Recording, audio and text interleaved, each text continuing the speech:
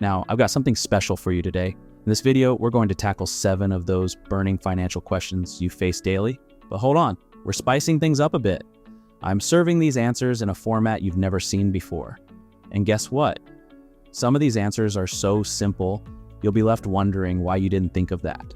So if you're ready to dive in, give this video a thumbs up and subscribe if you're new. Question number 1, is saving that important? Imagine waking up at 65 and realizing you're broke. Ouch, right? It's a scary thought, but it doesn't have to be your reality. It's all about making smart moves today to avoid that nightmare tomorrow. Now, I know saving isn't the sexiest word in the dictionary, but hear me out.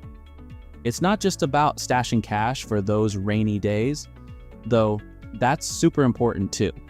It's about building a future where stressing about money doesn't keep you up at night, where you're not panicking about how to pay your rent or how you'll survive if the unexpected happens, like getting fired from your job.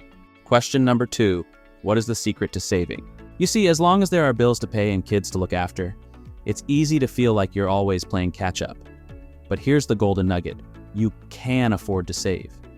You see, it's all about getting a little savvy with your spending, and sometimes saying no to those impulse buys, as heartbreaking as it can be. So take a moment and ask yourself, do I really want to be stressing about money at 65? If the answer is a big fat no, then it's time to get your saving game on, and your future self will thank you with a stress-free retirement, a cozy home, and maybe even that dream car.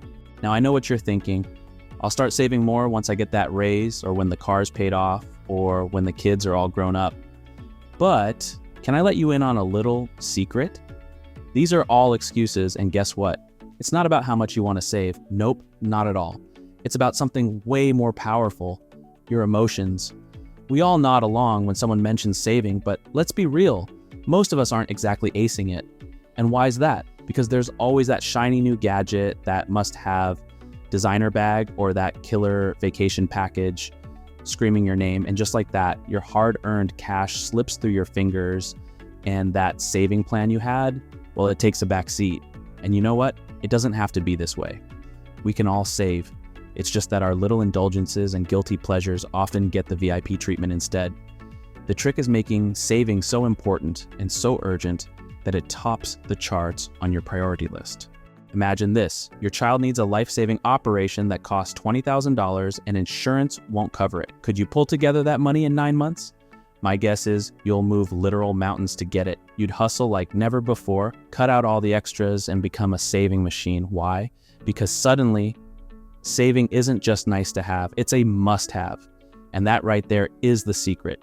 Caring about saving so deeply, so emotionally, that it becomes non-negotiable. It's about harnessing those powerful emotions like fear or anger and letting them steer your financial choices. And let's face it, we're all a little guilty of letting those clever ads and flashy marketing campaigns mess with our feelings, convincing us that wants are needs. But here's the deal. We've got the power to flip the script. No matter how savvy or educated we are, if saving isn't where it should be, it's time for an emotional and financial reset. Question number 3. How do I get started with investing? You can get started with investing, specifically with mutual funds with just $250 or $500 lump sum.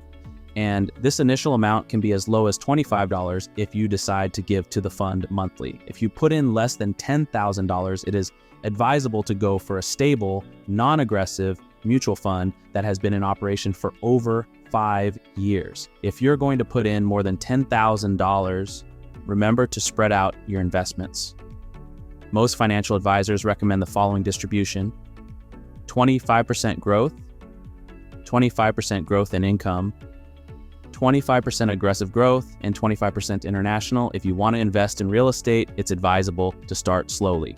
Real estate is a good plan only with money lying around, so you don't get into trouble. Investing with cash takes longer, but you don't wind up broke and bankrupt. Study and read while you pile up cash, and then buy your first property at a great bargain. Question number 4, what are the basics of investing? First, let's clear up a common mix-up, the whole saving versus investing conundrum. Picture your savings account as a place for short-term goals. Maybe it's for that dream vacation to Bali, a down payment on a car, or just a rainy day fund. If you'll need that cash in the next 5 years or so, savings is your go-to place. Now, investing is a whole different ballgame. If you're in a position to let your money grow for more than 5 years without touching it, you're ready to dip your toes into the investing pool. But it's not just about throwing your money into the stock market and hoping for the best. The stock market can be a bit of a wild ride. If you're thinking of buying single stocks, remember it's kind of like putting all your eggs in one basket. If that company tanks, your investment might just go down with it. As for bonds, well, they're like lending your money to a company. If the company hits rock bottom, getting your money back can be as tricky as finding a needle in a haystack. So luckily for you, there are investments called index funds. Index funds such as the S&P 500 is a stock market index tracking the stock performance of 500 of the largest companies listed on stock exchanges in the United States.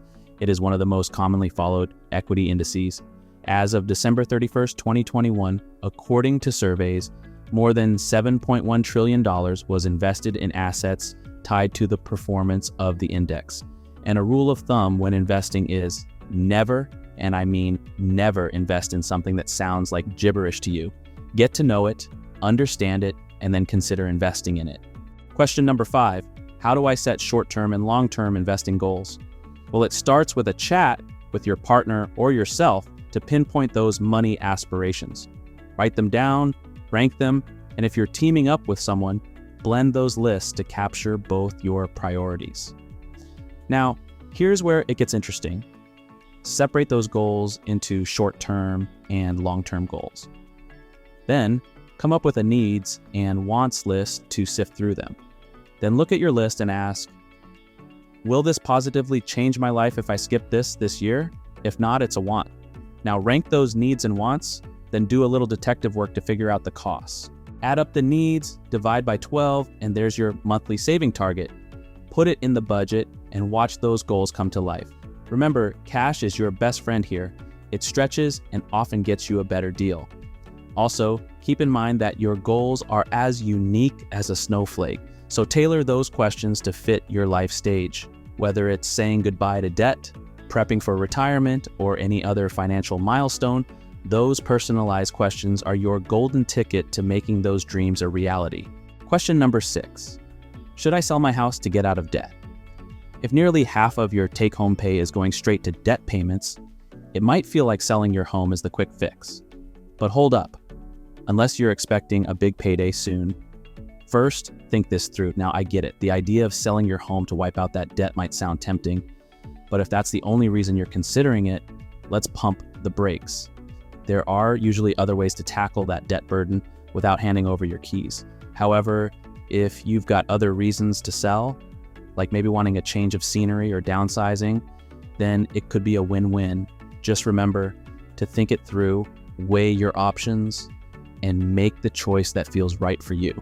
Question number 7, does it help to transfer credit card debt to another card? Sometimes it helps transfer credit card debt to another credit card with a lower interest rate. This certainly will save you some money. The only problem is that you might feel like you have done something and get lazy about paying off your debt. Switching to a lower interest rate is okay, but it is only about 2% of the fix. The other 98% is you getting insane and fixing your debt. The $100 you are going to save in interest is not the problem. Your $2,500 debt is the problem. Well, thank you so much for watching. Have a great day and see you in the next one.